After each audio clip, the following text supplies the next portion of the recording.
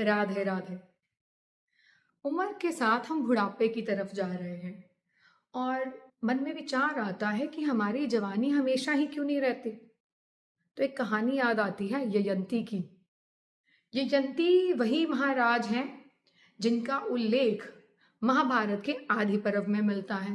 ययंती है कौन? अशोक सुंदरी के पुत्र और नहुष के बेटे, शिवजी जी की पुत्री और चंद्रवंशी राजा के पुत्र उनके बेटे हैं ययंती। ययंती की पत्नी है देवयानी। देवयानी है शुक्राचार्य की पुत्री। अब ययंती के पास किसी भी चीज की कमी नहीं है सिवाय एक चीज को लेके। ययंती अपनी इच्छाओं के ऊपर काबू नहीं पा सकते। ऐसा ही कुछ शर्मिष्ठा के साथ भी है। शर्मिष्ठा देवयानी की दासी, और इसी इच्छाओं पर काबू ना पाते हुए शर्मिष्ठा और जयंती में कुछ संबंध बन जाते हैं और उसी संबंध से इनके 3 पुत्र होते हैं। शुक्राचार्य को जैसे ही पता चलता है कि ययंती ने देवयानी का विश्वास तोड़ा है, वो ययंती को श्राप दे देते हैं कि जिस युवा अवस्था के कारण तुमने अपनी इच्छाओं के ऊपर काबू नहीं करा, तुमसे वो युवा अवस्था खो जाए और तुम अभी ही वृद्धावस्था में आ जाओ। श्राप पाते ही ययंती वृद्धावस्था में आ जाते हैं। ययंती शुक्राचार्य से बहुत माफी मांगते हैं। शुक्राचार्य फिर भी कुछ नहीं कर पाते। ययंती उनको बताते हैं कि शर्मिष्ठा की भी तो यही इच्छा थी। फिर शुक्राचार्य बात की गहराई को समझते हैं और कहते हैं कि श्राप मैं वापस नहीं ले सकता। हाँ, इतना हो सकता है, तुम्हारे 5 पुत्र हैं, अगर 5 में से कोई भी तुम्हारी वृद्धावस्था लेना चाहे तो वो ले सकता है और उनकी युवावस्था तुम ले सकते हो।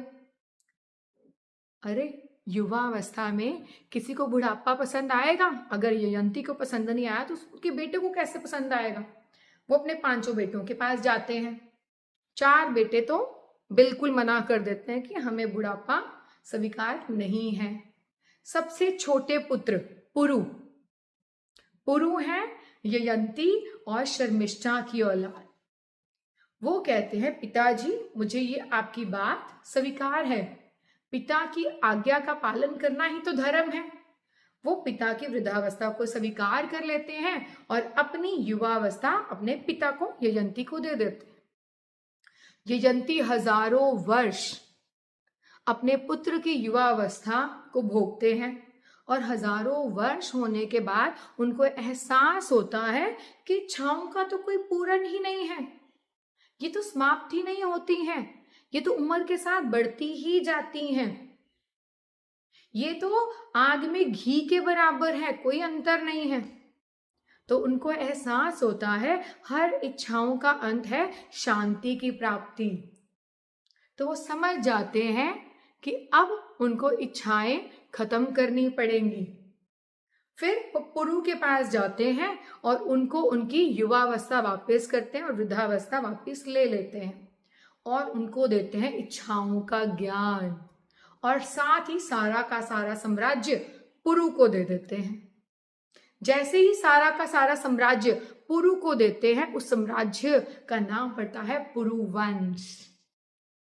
यही पुरुवंश साम्राज्य है जहां से आगे जाके कौरव और पांडव आएंगे, और इसी से तो महाभारत की शुरुआत होगी। महाभारत की शुरुआत भी तो धर्म और इच्छा को लेके ही थी। जिंदगी में इच्छाएं कभी समाप्त नहीं होती और इन्हीं इच्छाओं के कारण हम जिंदगी में कभी शांति नहीं पा सकते। बढ़ते हुए उम्र, बढ़ता हुआ बुढ़ापा, यही तो हमारी आगे बढ़ने की निशानी है और इसको एक्सेप्ट करने में ही तो शांति है। बोलो हर हर महादेव, राधे राधे।